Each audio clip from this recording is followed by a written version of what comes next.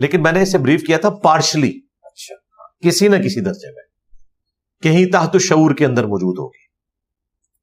ہاں, ہماری ویڈیوز کے بعد اب اللہ کا شکر ہے ہزاروں نہیں لاکھوں ایسے سنی ہیں جن میں نہ رافضیت ہے نہ ناسبیت ہے, لیکن ہم سے پہلے ایسا نہیں تھا. ہاں, اس میں پہلا جو بارش کا قطرہ ثابت ہوئے ہیں مولانا مودودی ہوئے ہیں. انہوں نے تھنک آؤٹ آف باکس کیا, خلافت و ملوکیت لکھی, پھر ان کے مشن کو مولانا اسحاق صاحب آگے لے کے چلے اس حوالے سے. لیکن ہم نے اس کو جس طریقے سے بکش فارم میں, چونکہ میں میکینیکل انجینئر ہوں اور انجینئر یونیورسٹی میں نوٹس میں اپنی کلاس کے بنایا کرتا تھا, آج بھی میرے نوٹس چلتے ہیں. یعنی مجھے اللہ تعالیٰ نے یہ صلاحیت دی تھی کہ میں نوٹس بنا سکتا تھا, اور میں نے اس کو پھر اس میں بھی امپلیمنٹ کیا.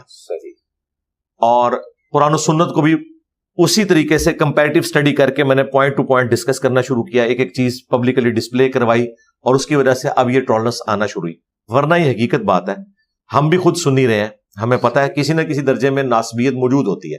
اور ناسبیت کس طریقے سے ظاہر ہوتی ہے کہ آپ کے سامنے اگر مسلسل حضرت علی کے فضائل بیان ہو رہے ہوں اور باقی 3 خلفاء کا ذکر نہ ہو رہا ہو تو فوراً شیعت کا فتویٰ لگنا شروع ہو جاتا ہے. اس کی آپ نمائندہ مثال دیکھ لیں کہ بریلویوں کے بارے میں لوگ کہتے ہیں نا کہ ناسبیت کا سوال ہی نہیں پیدا ہوتا, تو حنیف قریشی کو ناسبی کیوں کہہ رہے ہیں, رافضی کہہ رہے ہیں ان کو. اور دوسری طرف ڈاکٹر اشرف جلالی پارٹی جو ہے وہ سیدہ فاطمہ کے بارے میں جو کچھ کلیم کر رہے ہیں, اور اس طریقے سے حضرت میر معاویہ رضی اللہ تعالیٰ عنہ کی طرف سے جھوٹا دفاع کر رہے ہیں اور جھوٹی روایتیں گھڑ گھڑ کے ان کے فضائل میں بیان کر رہے ہیں. یہ ناسبیت نہیں تو اور کیا ہے؟ جو ناسبیت کے خلاف بولے اسے رافضی کہہ دیا, اور خود یہ حال ہے کہ بجائے وہ مقدمہ لڑنے کے الٹا دفاع کرنا شروع کر دیا. تو یہ کسی نہ کسی درجے میں موجود ہے, اور میں اس میں صرف آج کے لوگ نہیں, میں آپ کے کیمرے میں پہلی دفعہ آن ایئر یہ بات کر رہا ہوں کہ میں احمد بریلوی صاحب کو بھی ناسبیت سے آزاد نہیں سمجھتا. اچھا جی, میں شیخ احمد سرہندی کو بھی ناسبیت سے آزاد نہیں سمجھتا, میں شیخ عبد القادر جیلانی کو بھی ناسبیت سے آزاد نہیں سمجھتا. ان کی گفتگو کے اندر جی الزام نہیں, میں ثابت کر سکتا ہوں. اچھا, ہاں جی بالکل, میں ان کے ساتھ ایگری نہیں کرتا. جو کچھ انہوں نے اہل البیت کے حوالے سے حضرت میر معاویہ کا دفاع کرتے ہوئے جو کچھ غنیت و طالبین میں انہوں نے لکھا ہے وہ قرآن و سنت کے منافی ہے, میں اس سے بالکل ایگری نہیں کرتا. میرے سامنے صحیح الاسناد احادیث ہیں, ان کے ہوتے ہوئے ہم یہ موقف نہیں رکھتے. ہمارا موقف امام شافعی کے ساتھ ہے.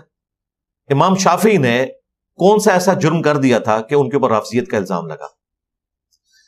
اہل سنت کہتے ہیں نا کہ اہل بیت کی شان بیان کرنا کوئی رافضیت نہیں ہے, تو اس کا مطلب ہے کچھ زیادہ کر دیا تھا امام شافعی نے. امام شافعی نے اس لیے کیا کہ وہ امام موسیٰ کاظم کے اصحاب میں شامل تھے, ان کے ساتھیوں میں, ان کے اسٹوڈنٹ تھے, اور وہ بنو امیہ کو کنڈیم کرتے تھے. اس کی وجہ سے ان کے زمانے کے سنی انہیں رافضی کہنا شروع ہو گئے تھے. اگر صرف وہ فضائل علی بیان کر رہے ہوتے اور بنو امیہ کا رد نہ کر رہے ہوتے, انہیں کبھی بھی رافضی نہ کہا جاتا. تو انہیں یہ شعر کہنا پڑا, ان کان رفضا حب آل محمد فلیشہد الثقلان انی رافضی. اگر اہل بیت محمد صلی اللہ علیہ وآلہ وسلم کی محبت کا نام رافضی ہونا ہے تو جن و انس گواہ ہو جو کہ میں رافضی ہوں.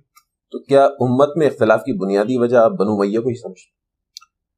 کئی معاملات کے اندر یہ پولیٹیکل اختلاف تھا. یعنی جو بڑی دراڑ ہے سنی شیعہ بالکل, اس میں اگر پہلے نمبر پہ کوئی مجرم ہے تو بنو امیہ ہے.